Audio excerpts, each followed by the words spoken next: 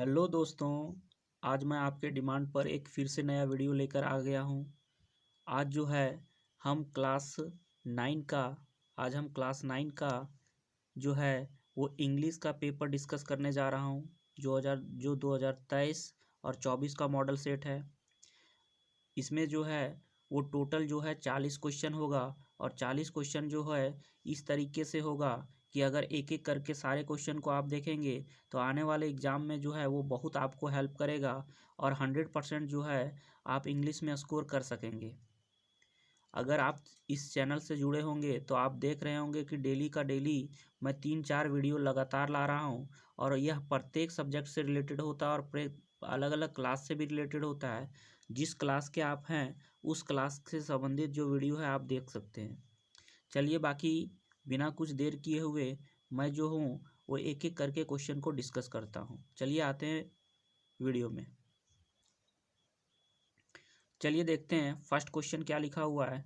यहाँ पे जो फर्स्ट क्वेश्चन है वो क्या किससे संबंधित है।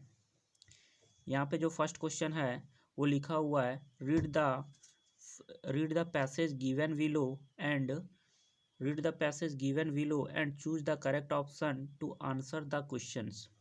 मीन्स पैसेज को पढ़कर प्रश्नों का उत्तर देना है। लिखा हुआ यहाँ पे man's dependence on animals and plants can not be ignored. Means जो मनुष्य आदमी होते हैं उसका जो डिपेंडेंस होता है एनिमल्स और प्लांट्स पर वो जो है उसको इग्नोर नहीं किया जा सकता। Animals are killed for meat and skin. और एनिमल्स को जो है वो मीट और स्किन के लिए जो है वो क्या किए जाते हैं, मारे जाते हैं। लिखा है trees are cut down for wood and papers. और ट्रीज को जो है वो काट दिए जाते हैं लकड़ी और पेपर प्राप्त करने के लिए। जो पेपर उससे लकड़ी से बनते हैं उसको प्राप्त करने के लिए जो है वो ट्रीज को काट दिए जाते हैं। Plants are uprooted for food and medicine. और प्लांट्स को जो है वो जड़ से उखाड़ दिए जाते हैं फूड प्राप्त करने के लिए और उससे जो मेडिसिन प्राप्त होते हैं उसके लिए। If we go on using nature as thoughtlessly as we have been as we have been doing, nothing worth while in nature will be left for our posterity। लिखा हुआ है अगर हम इस तरीके से इस नेचर के चीज़ों को अगर इसी तरीके से इस्तेमाल करते जाएंगे तो आने वाले दिन में जो है वो हमारे पास कुछ भी जो है वो शेष नहीं बचेगा। आने वाले पीढ़ी के लिए कुछ भी शेष नहीं रहेगा। Against this background many countries have passed protective laws in order to safeguard wildlife। और इसके अगेंस्ट में जो है बहुत सारे जो कंट्रीज हैं वो क्या किए हैं, वाइल्ड लाइफ को जो है वाइल्ड लाइफ को बचाने के लिए यहाँ पे जो है बहुत सारे जो है प्रोटेक्टिव लॉज जो है वो लाए हुए हैं।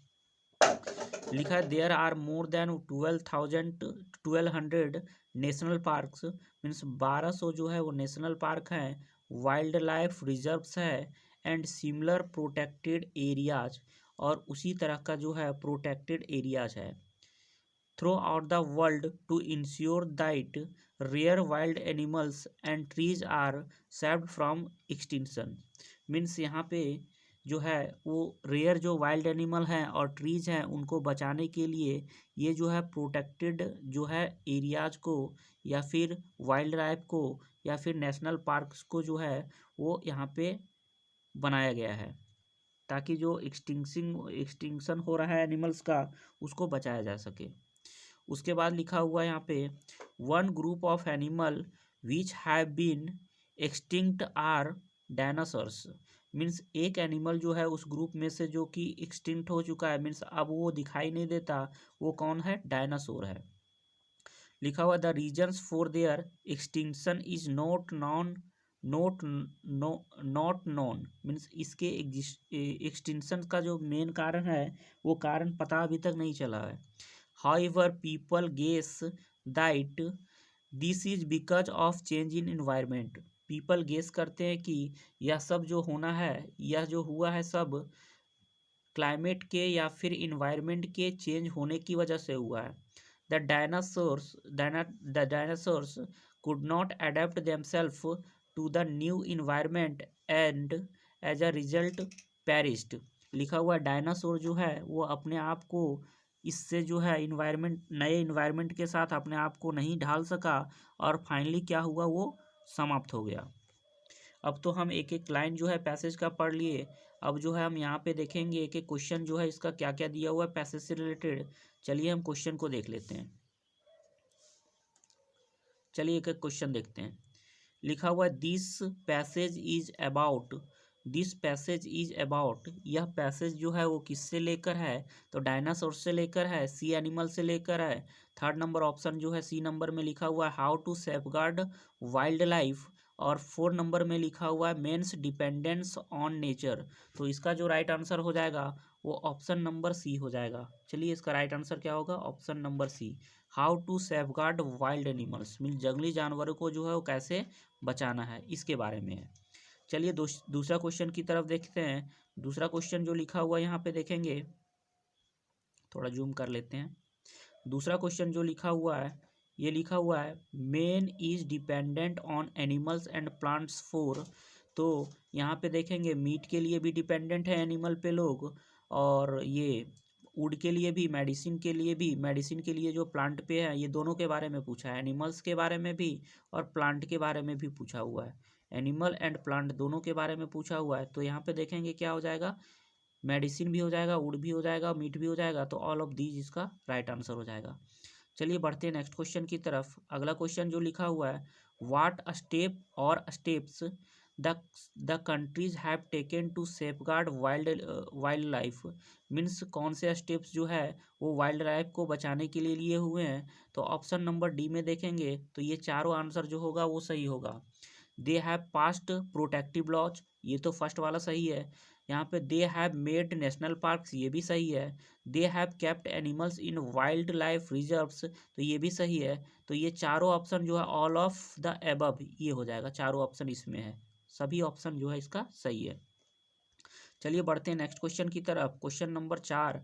अगला क्वेश्चन जो लिखा हुआ है, लिखा है one group of animals which has become extinct is, एक ग्रुप एनिमल का जो है वो एक्सटिंक्ट हो गया है, उनमें से एक ग्रुप कौन सा है, तो ऑप्शन बी में ही दिया हुआ है डायनासोरस। ये जितना भी क्वेश्चन हम देख रहे हैं ये सारा जो है आंसर वो पैसेज में लिखा हुआ है। पैसेज को बार बार स्क्रॉल डाउन करना, स्क्रॉल अप करना दिक्कत है, इसलिए आप जो पैसेज में हम एक एक लाइन पढ़ के सीख बताए उससे आप देख रहे होंगे कि सारा आंसर जो है पैसेज से रिलेटेड सब कुछ मिल जा रहा है यहाँ पे। चलिए अगर आप पैसेज को अच्छे ढंग से पढ़ लेंगे, समझ लेंगे विद मीनिंग, तो आप एक एक करके सारे प्रश्नों का उत्तर जो है इजीली दे सकेंगे। चलिए बढ़ते हैं नेक्स्ट क्वेश्चन की तरफ बिना कुछ देर किए हुए। अगला क्वेश्चन जो लिखा हुआ है, लिखा है according to the passage what is the reason behind extinction of dinosaurs, means इसके क्या रीजन है, डायनासोर्स जो है वो क्या हो गया, एक्सटिंक्ट हो गया। तो एक्सटिंक्शन का जो रीजन है वो लिखा है चेंज इन इन्वायरमेंट, इन्वायरमेंट में क्या हुआ, बदलाव आया, और जो है वो डायनासोर्स जो है वो समाप्त हो गए। चलिए अगला क्वेश्चन देखते हैं। अगला क्वेश्चन जो लिखा है the synonym of the word destruction, तो सिनोनेम मीन्स क्या होता है, मीन्स सिनोनेम मीन्स होता है क्या, पर्यायवाची शब्द।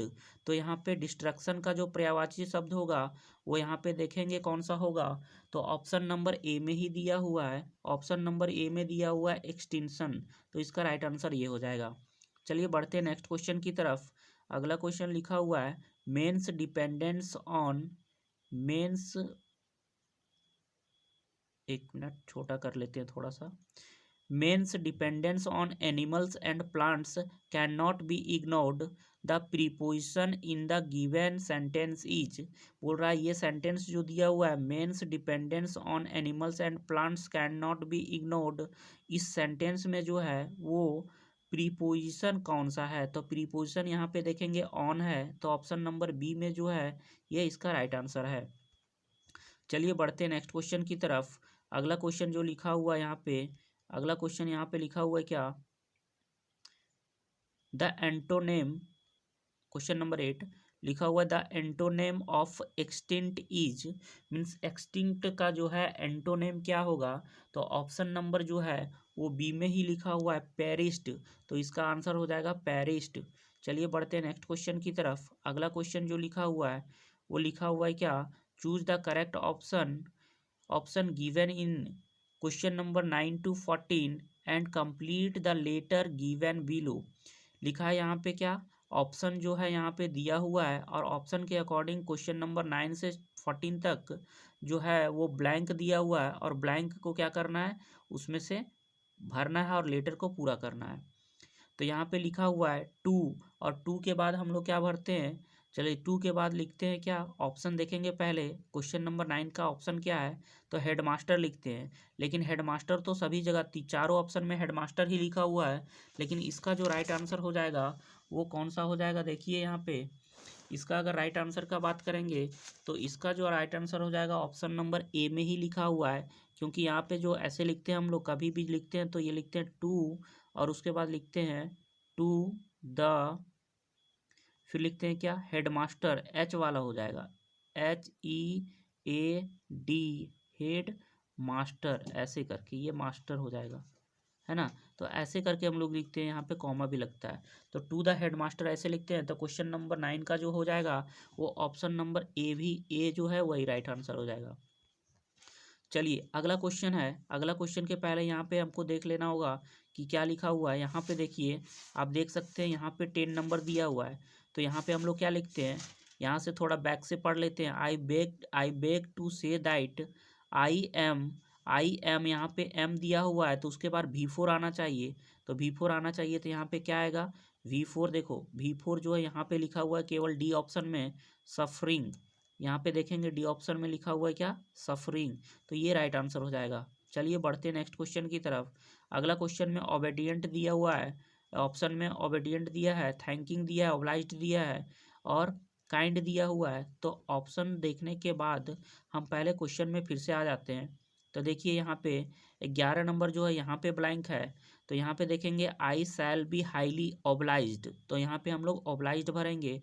ओब्लाइज्ड जो है वो देखिए ऑप्शन में कौन सा है, ऑप्शन नंबर सी में है ओब्लाइज्ड। तो 11 का जो हो जाएगा ऑप्शन नंबर सी हो जाएगा राइट आंसर।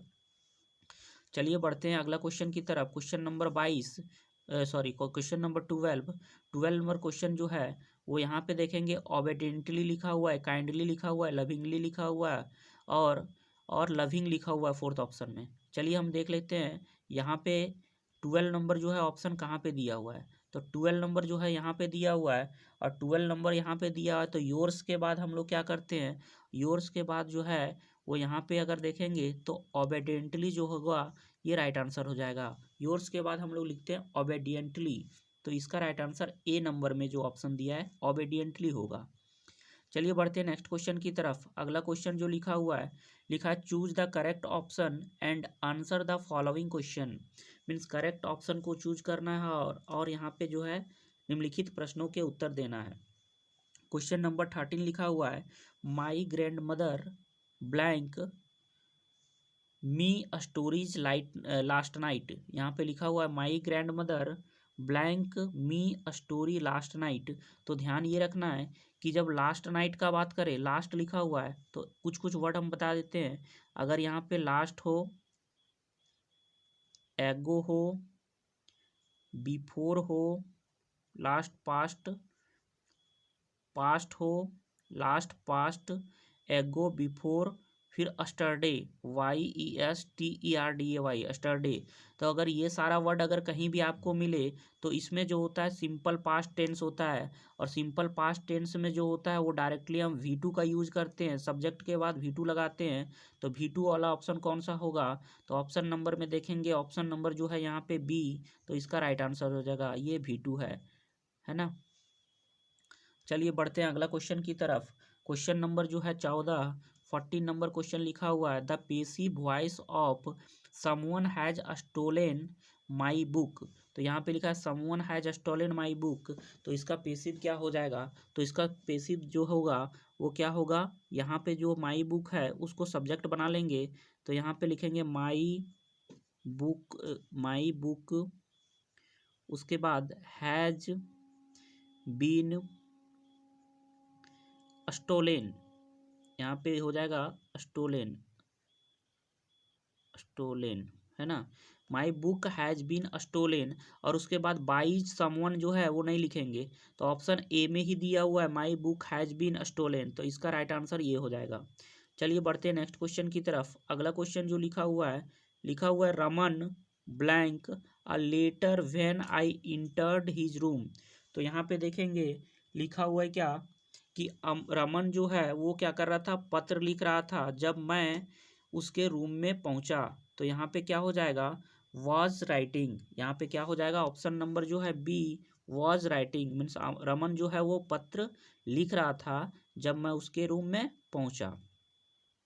अगला क्वेश्चन जो है क्वेश्चन नंबर 16 लिखा है it is very dangerous to enter blank the enemy's camp.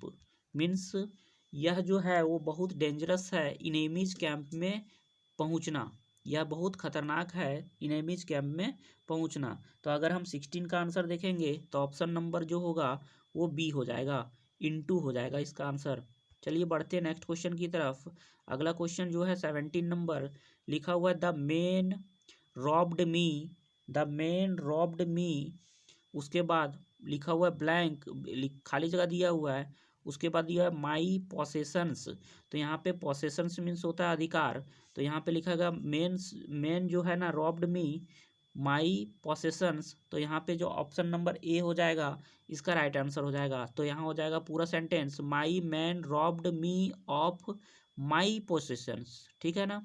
चलिए बढ़ते हैं नेक्स्ट क्वेश्चन की तरफ। अगला क्वेश्चन जो दिया हुआ है वो लिखा है इनडायरेक्ट स्पीच का ये डायरेक्ट में दिया हुआ है, यहाँ पे सेंटेंस डायरेक्ट स्पीच में दिया हुआ है, इसका इनडायरेक्ट करना है। तो इनडायरेक्ट में कैसे करना है, देखिए सबसे पहले हम ये चीज़ ध्यान देंगे कि ये जो सेंटेंस है ये यूनिवर्सल ट्रूथ का है। किसका है, यूनिवर्सल ट्रूथ। अगर आप नरेशन सही से पढ़े होंगे और नरेशन के बारे में आपको थोड़ा सा भी अगर इसके कंसेप्ट के बारे में पता है, तो ये जो है वो यूनिवर्सल ट्रूथ में क्या होता है, सिंपल सा जो है वो अगर लिखा हुआ है यहाँ पे द टीचर सेड, तो यहाँ पे लिखेंगे क्या, यहाँ पे देखते हैं थोड़ा नीचे बना रहे हैं, लिखेंगे teacher the teacher said he लिखेंगे, क्योंकि इसके बाद जो है कोई ऑब्जेक्ट नहीं है तो यहाँ टोल्ड बनाएंगे नहीं, बस सेड ही रहेगा। उसके बाद क्या लगा देंगे, दैट लगा देंगे। दैट लगाने के बाद क्या करेंगे, उसके बाद इन्वर्टेड कॉमा के जगह पे दैट लगाने के बाद क्या करेंगे, पूरा जो है ये यूनिवर्सल ट्रूथ का जो सेंटेंस है उसी को उतार देंगे। मीन्स यहाँ पे दैट के बाद लिखेंगे the sun rises in the east, sun rises in the east. तो यहाँ पे क्या होगा, ऑप्शन नंबर अगर देखेंगे तो सीधा ऑप्शन नंबर सी पे चले जाएंगे। ऑप्शन सी में जो है वो यही ऑप्शन मिलेगा आपको, the teacher said that the sun rises in the east. चलिए बढ़ते हैं नेक्स्ट क्वेश्चन की तरफ। अगला क्वेश्चन जो है लिखा हुआ द इनडायरेक्ट स्पीच ऑफ, फिर से ये डायरेक्ट सेंटेंस का डायरेक्ट स्पीच में सेंटेंस दिया हुआ इसका इनडायरेक्ट करना है। तो लिखा हुआ he said to me I am writing a letter. तो यहाँ पे देखेंगे फिर से ये क्वेश्चन में है, तो यहाँ पे देखेंगे कि सेड टू के बाद जो है ऑब्जेक्ट दिया हुआ है मी, तो इसका जो सेंटेंस हो जाएगा इनडायरेक्ट में हो जाएगा ही सेड टू को हम बना देंगे किस में, टोल्ड में। सेड टू को टोल्ड में बना देंगे। उसके बाद लिखेंगे क्या, मी। उसके बाद कॉमा और इन्वर्टेड कॉमा के बदले लगाएंगे क्या, दैट। उसके बाद देखेंगे कि यहाँ पे एक रूल होता है SON और यहाँ पे 1 2 3। तो देखेंगे कि जो फर्स्ट पर्सन होता है वो सब्जेक्ट के अकॉर्डिंग चेंज होता है, सेकंड पर्सन जो होता है वो ऑब्जेक्ट के अकॉर्डिंग चेंज होता है, और थर्ड पर्सन जो होता है वो नो चेंज होता है, चेंज ही नहीं होता। तो आई जो है वो मेरा फर्स्ट पर्सन है, तो फर्स्ट पर्सन जो होगा सब्जेक्ट के अकॉर्डिंग चेंज होगा। सब्जेक्ट यहाँ पे क्या है, ही, तो यहाँ पे लग जाएगा मेरा क्या, ही। और उसके बाद देखेंगे यहाँ पे एम लगा हुआ है, तो एम लगा हुआ है तो इसमें क्या होना चाहिए, अगर ये सेड है तो यहाँ पे एम के जगह पे क्या हो जाएगा, एम जो होता है वो वाज और वर में चेंज हो जाता है, तो ही के साथ वॉज लगना चाहिए तो वॉज हो जाएगा।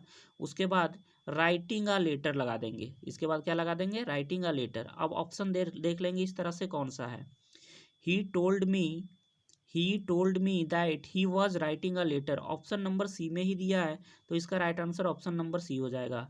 चलिए बढ़ते हैं नेक्स्ट क्वेश्चन की तरफ। आप देख रहे होंगे कि किस तरह हम जो है एक एक सेंटेंस को पूरा एनालिसिस करके बता रहे हैं। इस तरह जो है यूट्यूब पे जो है वो एक भी वीडियो आपको नहीं मिलेगा जिसमें पूरा एनालिसिस एक एक तरीके से, मतलब जो होना चाहिए रूल को बताकर जो है एक्सप्लेन किया जाए। सीधा वो क्या करते हैं, वहाँ पे सीधा आंसर टिक करवा देते हैं। तो ये बताने में थोड़ा वीडियो लंबा होगा, लेकिन आपको पूरा जो है वो कॉन्सेप्ट क्लियर करवा दिया जाएगा अगर इस चैनल से आप जुड़े रहेंगे तो। और किसी तरह का जो है प्रॉब्लम आपको नहीं आने वाला है। चलिए बढ़ते हैं नेक्स्ट क्वेश्चन की तरफ। क्वेश्चन नंबर जो 20 है, लिखा हुआ है blank you tell me comma why you are weeping. तो यहाँ पे लिखा हुआ है क्या क्वेश्चन में कि blank you tell me why are you weeping. तो यहाँ पे ऑप्शन नंबर जो होगा बी होगा, can you tell me why are you weeping, है ना। तो ये हो जाएगा ऑप्शन नंबर बी। चलिए बढ़ते हैं नेक्स्ट क्वेश्चन की तरफ। क्वेश्चन नंबर अगला जो है वो फिर से आ गया पेसिव। अब पेसिव वॉइस का आ गया, तो पेसिव में लिखा हुआ है वी आर प्लेइंग क्रिकेट। तो इसका पेसिव बनाना है, तो यहाँ पे हम थोड़ा नीचे बना देते हैं। यहाँ पे देखते हैं, नीचे बना के थोड़ा यहाँ पे लिखेंगे क्या, क्रिकेट यहाँ पे जो है वो सब्जेक्ट बनकर आ जाएगा। तो क्रिकेट क्रिकेट क्रिकेट के साथ क्या लग जाएगा, इज लग जाएगा, और यहाँ पे लग जाएगा बीइंग, क्रिकेट इज बीइंग। उसके बाद क्या, प्लेड प्लेड और बाई, उसके बाद वी का क्या होता है, अस। तो cricket is being played by us. तो या ऑप्शन में देखेंगे कौन सा है, ऑप्शन नंबर सी में दिख रहा है, तो ये इसका राइट आंसर हो जाएगा। चलिए बढ़ते हैं नेक्स्ट क्वेश्चन की तरफ। अगला क्वेश्चन जो है लिखा हुआ है babies blank when they are hungry. Means यहाँ पे क्राई ऑप्शन में दिया हुआ है, तो क्राइंग दिया हुआ है, क्राई दिया है, क्राइज दिया है और क्राइड दिया है।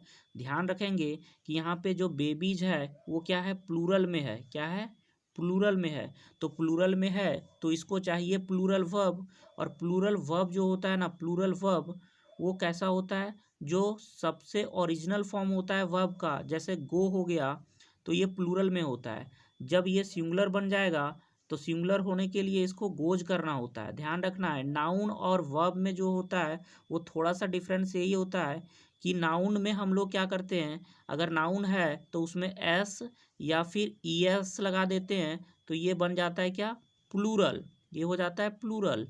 लेकिन वही यहाँ यहाँ पे देखेंगे वर्ब में जब एस या ई एस लग जाता है तो हो जाता है वो सिंगुलर। ये बात विशेष कर ध्यान देंगे जो कि लोग नहीं जानते। और एक चीज़ और होना चाहिए कि अगर सिंगुलर सब्जेक्ट है तो सिंगुलर वर्ब होना चाहिए। तो यहाँ पे देखो, अगर प्लूरल सब्जेक्ट है तो प्लूरल वर्ब होना चाहिए। तो यहाँ पे जो वर्ब है वो प्लूरल है, तो प्लूरल वर्ब कैसा होता है, जो मेन फॉर्म होता है वर्ब का वो प्लूरल होता है। जैसे गो हो गया, क्राई हो गया, वो मेन फॉर्म होता है। मीन्स V1 जिसको बोल सकते हैं, क्या बोल सकते हैं, V1 जो होता है क्या होता है, प्लूरल होता है। तो इसका आंसर क्या हो जाएगा, क्राई, क्योंकि ये क्राई जो है वो क्या है, V1 है। देखिए इस तरह से एक्सप्लेन जो है आप देख लीजिएगा, एक एक वीडियो जो है यूट्यूब पे छान मार के देख लीजिएगा, उसके बाद ही मेरे चैनल पे आइएगा। ऐसा जो है वो एक्सप्लेनेशन कोई भी वीडियो में अगर दिया होगा तो कल से हम जो है वो वीडियो डालना ही छोड़ देंगे। आप पहले देख के हमको कमेंट कीजिएगा, ठीक है ना। चलिए बढ़ते हैं अगला क्वेश्चन की तरफ। अगला नंबर जो क्वेश्चन है वो पहले इंस्ट्रक्शन पढ़ लिखते हैं, क्या लिखा हुआ है, लिखा हुआ है read the extract given below and choose the correct option to answer the questions, है ना, to answer the questions। तो चलिए देखते हैं, इसको पढ़ लेते हैं, उसके बाद इसका आंसर देने का प्रयास करते हैं। लिखा हुआ क्या, लिखा हुआ है एंड बीइंग फेंट with fasting for the day was almost done, he asked her from her store of cakes to give him a single one। ठीक है ना। इस तरह से पढ़ने के बाद अगर हम देखेंगे तो इसमें क्या क्या ऑप्शन है, क्वेश्चन को देख लेते हैं, उसके बाद इसका जो है वो ये जो है एक एक करके ऑप्शन देखेंगे। क्वेश्चन पढ़ने के बाद इसका ऑप्शन देखेंगे, उसके बाद देखेंगे पैसेज में कुछ इससे मिलता जुलता कुछ वर्ड लिखा हुआ है क्या। लिखा हुआ है यहाँ पे क्वेश्चन नंबर 23, लिखा है the given lines are from the poem means ये जो लाइन दिया हुआ है वो किस पोयम से संबंधित है। तो यहाँ पे ऑप्शन में देखेंगे, ऑप्शन नंबर बी में ही लिखा हुआ है, 23 नंबर का ऑप्शन नंबर बी में ही लिखा हुआ है, अ लीजेंड ऑफ द नॉर्थलैंड, यही इसका राइट आंसर हो जाएगा। ये जो पोयम है वो जो है the a legend of the Northland, उसी से संबंधित है। चलिए बढ़ते हैं नेक्स्ट क्वेश्चन की तरफ। अगला क्वेश्चन जो लिखा हुआ है यहाँ पे, थोड़ा अगला क्वेश्चन को थोड़ा जूम कर लेते हैं, देख लेते हैं अगला क्वेश्चन लिखा हुआ है। लिखा हुआ है क्या, these lines are composed by, means यह जो लाइन है वो किसके, कौन जो है कंपोज किया है। तो अगर देखेंगे ऑप्शन नंबर में, तो ऑप्शन नंबर ए में ही दिया हुआ है यहाँ पे, ऑप्शन ऑप्शन नंबर में ए में ही दिया हुआ है क्या, लिखा है फॉबे फीबे कैरी, है ना, ऑप्शन ए में ही दिया है फीबे कैरी, तो इसका राइट आंसर ए हो जाएगा। चलिए बढ़ते हैं नेक्स्ट क्वेश्चन की तरफ। यहाँ पे अगला क्वेश्चन जो लिखा हुआ है वो लिखा हुआ है क्या, who is her in in the third line, यहाँ पे लिखा है who is her in the third line. तो थर्ड लाइन में जो है वो हर किससे संबंधित है या फिर हर कौन है। तो यहाँ पे देखेंगे कि an old lady, option number C हो जाएगा राइट आंसर। चलिए बढ़ते हैं नेक्स्ट क्वेश्चन की तरफ। अगला क्वेश्चन जो है वो देखिए किस तरह से है, लिखा है choose the correct option and answer the following questions, means correct option को चूज करके निम्नलिखित प्रश्नों का उत्तर देना है। क्वेश्चन नंबर 26 लिखा हुआ है, मार्गी मार्गी वाज ब्लैंक ईयर्स ओल्ड। तो मार्गी जो थी वो कितने ईयर्स ओल्ड थी। तो यहाँ पे देखेंगे कि मार्गी जो है वो 20 जो है यहाँ पे, सॉरी 26 का जो आंसर है यहाँ पे जो है option number C 11 years old थी। चलिए बढ़ते हैं नेक्स्ट क्वेश्चन की तरफ। अगला क्वेश्चन देख लेते हैं क्या लिखा हुआ है। अगला क्वेश्चन जो लिखा हुआ है वो लिखा हुआ है क्या, who had learn to open the mind and body to sound and vibration, means कौन है जो कि माइंड और बॉडी को ओपन करना जाने, जो कि साउंड और वाइब्रेशन से होता था। तो यहाँ पे आंसर जो हो जाएगा 27 का 27 का ऑप्शन नंबर बी में ही लिखा हुआ है, ऑप्शन नंबर बी में ही इसका आंसर दिया हुआ है। यहाँ पे लिखा है इवलिन ग्लेनी, इवलिन ग्लेनी जो होगा इसका राइट आंसर हो जाएगा। चलिए बढ़ते हैं नेक्स्ट क्वेश्चन की तरफ। लिखा है the musical instrument which which the emperor Aurangzeb bend was, कौन सा म्यूजिकल इंस्ट्रूमेंट था जिसको औरंगजेब जो सम्राट औरंगजेब था जो कि बैन कर दिया था, प्रतिबंध लगा दिया था। बैन मीन्स होता है प्रतिबंध लगाना, तो प्रतिबंध लगा दिया था। तो यहाँ पे देखेंगे ऑप्शन ए में ही दिया है पुंगी, तो इसका राइट आंसर पुंगी हो जाएगा। चलिए बढ़ते हैं नेक्स्ट क्वेश्चन की तरफ। अगला क्वेश्चन जो लिखा हुआ है वो देखते हैं क्या लिखा हुआ है। थोड़ा जूम को कम कर लेते हैं, ये जूम आउट कर लेते हैं ताकि क्वेश्चन आपको क्लियरली पता चल जाए। लिखा हुआ 29 number, during the second world war, यहाँ पे वॉर छूट गया है, वर्ल्ड के बाद क्या होगा, यहाँ पे वॉर होना चाहिए। लिखा हुआ यहाँ पे during the second world war was of which thing a sudden demand erupted in the market, mean कौन सी चीज़ का जो है वो डिमांड जो है वो बहुत ज़्यादा हो गया था जब सेकेंड वर्ल्ड वॉर चल रहा था। तो 29 का जो आंसर हो जाएगा वो ऑप्शन नंबर बी में ही लिखा हुआ है टेमेराइंड सीड्स। तो टेमेराइंड जो सीड था उसका जो है डिमांड बहुत ज़्यादा ही बढ़ गया था। चलिए बढ़ते हैं नेक्स्ट क्वेश्चन की तरफ। अगला क्वेश्चन जो है वो लिखा हुआ है क्या, अगला क्वेश्चन जो है लिखा है the poem wind is composed by, means poem जो यहाँ पे विंड के बारे में है ना, वो विंड जो पोयम है वो किसके द्वारा जो है कंपोज्ड है। तो लिखा हुआ है ऑप्शन बी में सुब्रमण्या भारती, तो सुब्रमण्या जो है भारती इसका राइट आंसर हो जाएगा। चलिए बढ़ते हैं नेक्स्ट क्वेश्चन की तरफ। 31 क्वेश्चन नंबर 31 लिखा हुआ है जॉइन उलबदीन वाज कलाम्स, मीन्स जॉइन उलबदीन कौन थे, कलाम्स के। तो कलाम्स के जो थे ऑप्शन नंबर अगर देखेंगे तो ऑप्शन नंबर बी में ही लिखा हुआ है फादर थे, तो ऑप्शन नंबर बी इसका राइट आंसर हो जाएगा। चलिए बढ़ते हैं नेक्स्ट क्वेश्चन 32 नंबर लिखा हुआ है the only women in the world who had scaled the scaled mount Everest twice was, means कौन सी वह वुमेन थी जो माउंट एवरेस्ट पर 2 बार चढ़ाई की थी। तो माउंट एवरेस्ट लिखा हुआ, ये माउंट एवरेस्ट पर ट्वाइस मीन्स 2 बार, ट्वाइस मीन्स क्या होता है 2 बार, तो 2 बार जो चढ़ाई की थी वो कौन थी। तो यहाँ पे देखेंगे संतोष यादव, ऑप्शन नंबर जो है संतोष यादव जो है वो 2 बार चढ़ाई की थी। तो ऑप्शन जो होगा वो ए ही इसका राइट आंसर होगा। चलिए बढ़ते हैं नेक्स्ट क्वेश्चन की तरफ। क्वेश्चन नंबर अगला जो है वो 33 है। 33 का देखते हैं क्वेश्चन क्या है। चलिए लिखा हुआ the name of the little girl was. तो यहाँ पे जो लिटिल गर्ल थी उसका नेम क्या था। तो ऑप्शन नंबर यहाँ पे ए में ही दिया हुआ है केजिया। तो इसका राइट आंसर केजिया हो जाएगा। चलिए बढ़ते हैं नेक्स्ट क्वेश्चन 34 नंबर। लिखा हुआ the child went to a fair with his. लिखा है the child went to a fair with his. तो वह किसके साथ गया था, बच्चा जो है, फेयर मीन्स मेला, मेला किसके साथ गया था।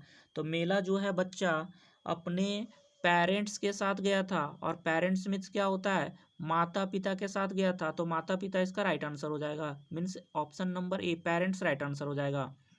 चलिए बढ़ते हैं नेक्स्ट क्वेश्चन की तरफ। क्वेश्चन नंबर जो है यहाँ पे 35 लिखा है who could weave out endless stories and anecdotes. यहाँ पे लिखा है हु मीन्स कौन, कौन जो है वेव किए थे, wove out endless stories and anecdotes. तो यहाँ पे एनेक्डोट्स, तो इसका जो राइट आंसर हो जाएगा, अगर 35 का राइट आंसर देखेंगे तो ऑप्शन नंबर सी में ही लिखा हुआ है। यहाँ पे ऑप्शन नंबर अगर सी को देखेंगे तो इसका ऑप्शन जो है सी लिखा हुआ है आईश्वरन, आईश्वरन। तो इसका राइट आंसर हो जाएगा सी नंबर। चलिए बढ़ते हैं नेक्स्ट क्वेश्चन की तरफ। अगला क्वेश्चन जो है वो देख लेते हैं क्या लिखा हुआ है। लिखा है from whom had the grandfather bought Toto. देखो लिखा हुआ question from whom had the grandfather bought Toto, means Toto को जो है वो उसके ग्रैंडफादर किनसे लाए थे। तो यहाँ पे देखेंगे इसका जो राइट आंसर हो जाएगा वो ऑप्शन नंबर जो है ये सी में लिखा हुआ है टोंगा ड्राइवर। और टोंगा ड्राइवर जो है उन्हीं से उसके दादाजी है वो टोटो लाए थे। चलिए बढ़ते हैं नेक्स्ट क्वेश्चन की तरफ। Question number 37 who grave fat like a street side sacred bull, means who grave fat like a street side sacred bull, means जो कौन है जो कि कौन है जो ग्रो हो गया, मीन्स कौन है जो बढ़ गया, इतना मोटा हो गया था। यहाँ पे फैट जो उसका बढ़ गया था, जैसे कि एक सैक्रेड बुल जो होती है ना स्ट्रीट साइड में, मीन्स जो रोड पे घूमती हुई जो सांड होती है ना, उस तरह से उसका जो है वो मोटापा बढ़ गया था। तो कौन था इसमें से, गुरु था, डिसिपल था, डिसिपल मीन्स होता है शिष्य, उसका चेला, वो चेला था। तो ये ऑप्शन नंबर बी में ही दिया है डिसिपल। तो इसका राइट आंसर ये हो जाएगा। अगर आप स्टोरी को पढ़ेंगे तो स्टोरी से ही रिलेटेड ये क्वेश्चन है। डिसिपल जो था वो क्या किया था, वहाँ रह रह के और खा खा के कर क्या क्या हुआ था, बहुत ही मोटा हो गया था। और गुरु जो है जब उसको बोला कि यहाँ से चलो ये नगरी ठीक नहीं है, तो वो जाने से मना कर दिया था। ठीक है ना। आप अगर चैप्टर ध्यान से पढ़े होंगे तो इसका राइट आंसर जो हो जाएगा वो बी हो जाएगा। चलिए बढ़ते हैं नेक्स्ट क्वेश्चन की तरफ। अगला क्वेश्चन क्या है देख लेते हैं। 38 नंबर लिखा हुआ है क्या, the statue of the happy prince was covered with. The statue means मूर्ति, स्टैचू मीन्स क्या होता है मूर्ति। जो मूर्ति था हैप्पी प्रिंस का, हैप्पी प्रिंस का जो मूर्ति था वो किस चीज से कवर्ड था। तो अगर ऑप्शन ए में देखेंगे तो गोल्ड लिखा हुआ है, गोल्ड ही इसका राइट आंसर हो जाएगा। चलिए बढ़ते हैं नेक्स्ट क्वेश्चन की तरफ। क्वेश्चन नंबर नेक्स्ट जो है वो है who what was Behrman's dream, means Behrman का क्या ड्रीम था। तो यहाँ पे ऑप्शन नंबर डी में ही लिखा हुआ है to paint a masterpiece, to paint a masterpiece. यह चैप्टर जो है वो एनसीईआरटी का है और इतना इम्पोर्टेंट चैप्टर है, इतना मतलब इंटरेस्टिंग चैप्टर और इम्पोर्टेंट है जो कहा नहीं जा सकता। इसलिए अगर आप चैप्टर को अच्छे से पढ़े होंगे तो इसका आंसर तो डायरेक्ट ही ऑप्शन नंबर आपको डी ही दिख रहा होगा। इसका राइट आंसर जो होगा वो ऑप्शन नंबर डी होगा। चलिए आज का जो है वो लास्ट क्वेश्चन है। लास्ट क्वेश्चन देख लेते हैं वो क्या है।